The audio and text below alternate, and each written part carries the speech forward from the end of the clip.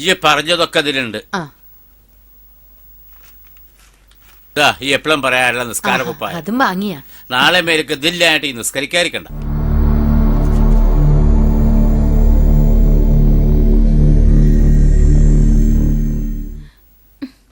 നിങ്ങൾ എപ്പോഴും മേടിച്ചോണ്ടെന്നാലും ഇങ്ങനെ തന്നെയാ.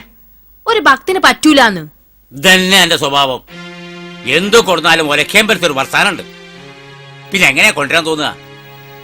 അന്നെ പോലത്തെ പറ്റിട്ടാ മുസ്ലിം പറഞ്ഞത് തക്ഫീറുള്ള സീറാന്ന്. ഭർത്താക്കന്മാരുടെ നന്ദികേട് കാണിക്കുന്നവരെ നരകത്തിൽ പോകുന്നു. ഇന്ന് അത് മതി. സന്തോഷം പൊന്നെ, ഞാൻ ഒന്നും പറഞ്ഞില്ലേ. ഈ ഒരു ഗ്ലാസ് വെള്ളം എടുത്താ.